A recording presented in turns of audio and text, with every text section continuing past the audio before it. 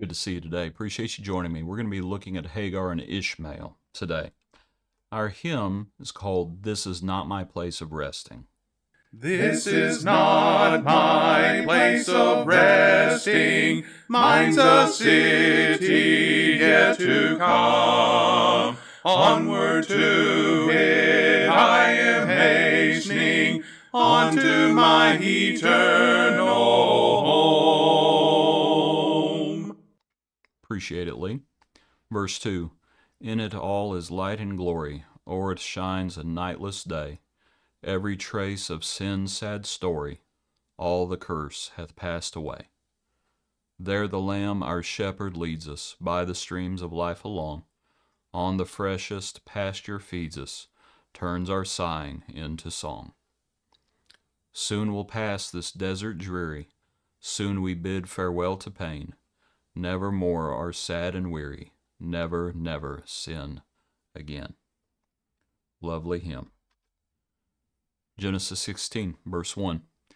Now Sarai, Abram's wife, had borne him no children, and she had an Egyptian maidservant, whose name was Hagar. So Sarai said to Abram, See, now the Lord has restrained me from bearing children. Please go in to my maid, perhaps I shall obtain children by her. And Abram heeded the voice of Sarai. Then Sarai, Abram's wife, took Hagar her maid, the Egyptian, and gave her to her husband Abram to be his wife, after Abram had dwelt 10 years in the land of Canaan. So he went in to Hagar, and she conceived. And when she saw that she had conceived, her mistress became despised in her eyes. Then Sarai said to Abram, My wrong be upon you. I gave my maid into your embrace, and when she saw that she had conceived, I became despised in her eyes. The Lord judge between you and me. So Abram said to Sarai, Indeed, your maid is in your hand. Do to her as you please. When Sarai had dealt harshly with her, she fled from her presence. Now the angel of the Lord found her by a spring of water in the wilderness, by the spring on the way to Shur. And he said, Hagar, Sarai's maid, where have you come from, and where are you going? She said, I am fleeing from the presence of my mistress, Sarai. The angel of the Lord said to her, Return to your mistress, and submit yourself under her hand. Then the angel of the Lord said to her, I will multiply your descendants exceedingly, so that they shall not be counted for multitude. And the angel of the Lord said to her, Behold, you are with child, and you shall bear a son. You shall call his name Ishmael, because the Lord has heard your affliction. He shall be a wild man. His hand shall be against every man, and every man's hand against him, and he shall dwell in the presence of all his brethren. Then she called the name of the Lord who spoke. Then she called the name of the Lord who spoke to her, You are the God who sees. For she said, Have I also here seen him who sees me? And therefore the well was called Beer Lahai Roi. Observe, it is between Kadesh and Bered. So Hagar bore Abram a son, and Abram named a son whom Hagar bore Ishmael. Abram was 86 years old when Hagar bore Ishmael to Abram. Hagar and Ishmael, it's a difficult account because, as you think about it, I feel sorry for them. And I understand there are things, there are shadows of things in the New Testament that are much larger than just these individuals we read about. We're talking about Jews according to the flesh and those who actually walk in the steps of faithful Abraham when you get up to the New Testament.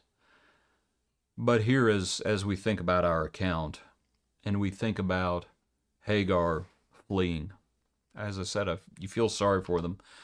I feel sorry for her because verse 3, Sarai took Hagar her maid and gave her to her husband Abram to be his wife. I don't know how much choice Hagar had in the matter. And as we go through life, there are things that we will have no choice about. Others will make choices for us. And sometimes those choices are not agreeable. And that's just how it is. The Lord will be with us. We need to be careful, but some things are just they're out of our control. And so I feel sorry for Hagar. because this wasn't Hagar's idea. This was Sarai's idea. And Abram went along with it. You might think about another husband and wife team where the wife had the idea and a husband went along with it. Back to the account. There are some things we have no choice about, but there are some things we very much do have a choice about. And when Hagar does conceive, then she despises Sarai. And I think we can probably guess what that despising was. She was lifted up. She was lifting herself up. And she was despising Sarai. She was saying, the Lord has caused you to be barren. The Lord has blessed me. And I will now be. And it uses that language, by the way. She gave her to her husband Abram to be his wife. And she's looking down on Sarai.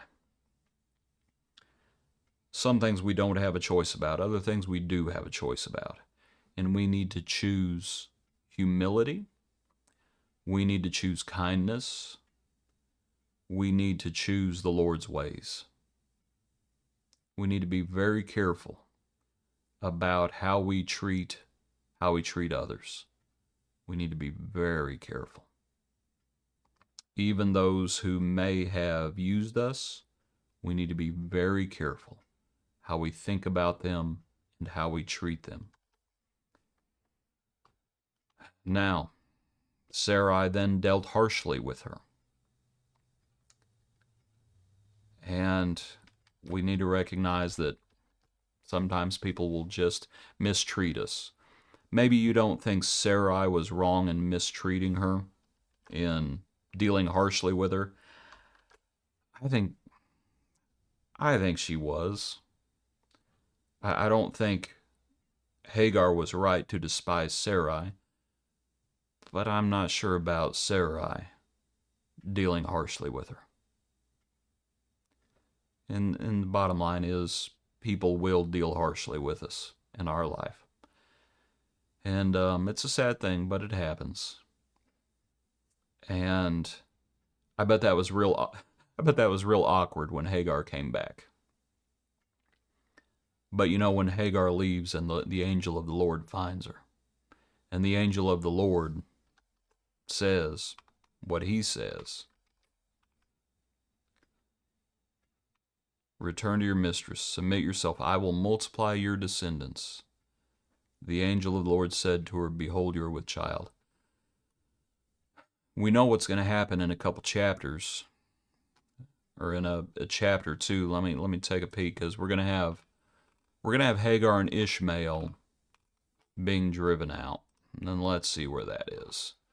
Let's see, chapter 18, obviously it's when Isaac's been born, so it's well after Sodom and Gomorrah. Get into Abram and Abimelech. Let me back up.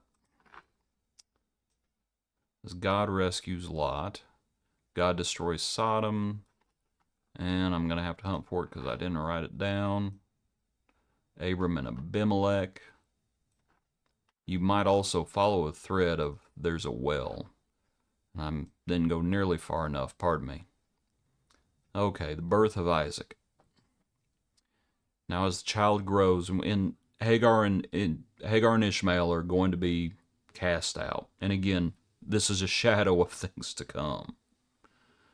You know, as they are cast out, lo and behold, the angel of the Lord once again finds Hagar and calls to her, what ails you? Fear not, for God has heard the voice of the lad where he is. What was Ishmael doing? Ishmael was crying out to the Lord. The Lord says, arise, lift up the lad, and hold him with your hand, for I will make him a great nation. And God opened her eyes, and she saw a well of water, and she went and filled the skin with water, and gave the lad a drink. So God was with the lad, and he grew and dwelt in the wilderness. God was with the lad. It's somewhat of a sad account. I understand there are bigger things happening. Hagar and Ishmael have to depart in order for Abram to offer his only son. That happens in between, or right after the scout, I should say. And so there are bigger things at foot here, but I somewhat feel sorry for Hagar and Ishmael. And you think about them fleeing, think about her fleeing to begin with, being told to go back, and then being cast out. And Abraham and Isaac and Jacob dwelt in tents, they were sojourners. Hagar and Ishmael, they were sojourners as well. And at the beginning of their journey, you might think about Ishmael crying out to the Lord and the Lord hearing his prayer. Just something worth considering as we think about ourselves. And of course, we walk in the steps of faithful Abraham. I understand that. But you might just consider that this world is not our home. It's just simply not. Something to consider. Appreciate you. Hope you have a good day. Join us tomorrow for another portion of our daily praise.